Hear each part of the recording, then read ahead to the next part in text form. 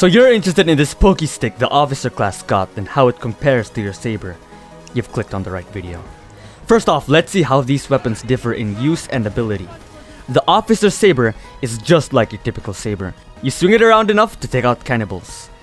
The difference is that once you hit enough zombies, you're able to declare a charge, which gives everyone more speed, less attack cooldown, and nullifies the grab effect, meaning anyone who has been grabbed is able to break free.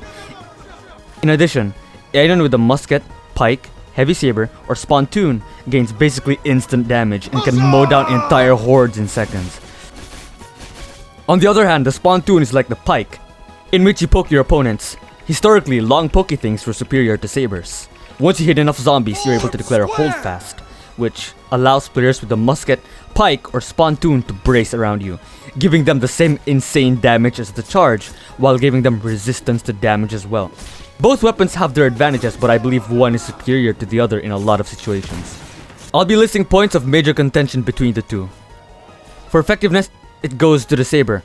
During an officer's charge, players can move forward in different directions, and if they have the right weapons, they can literally mow down an entire horde ahead of them.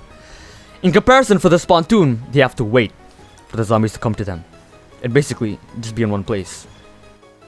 For safety, it goes to the spontoon. Players during an officer's charge must be careful of bombers. There are a lot of times when players accidentally fucking explode because a bomber was in the way. This basically does not happen with the spontoon, since you're stationary and wait for the zombies to come, giving you ample time to get your ass out of there if a bomber shows up. For deployment, it goes to the saber. The amount of officers and line infantry who don't know how to use the spontoon properly is insane. Like, look at this! The amount of people who just aren't aware it's being in effect is even bigger. Again, look at this. My ass almost got eaten, bro! Like, look at this! You basically need both sides to not be silly for it to work well. In comparison, the saber is just swing and charge into the enemy lines. Simple as that. For inclusion, it goes to the saber.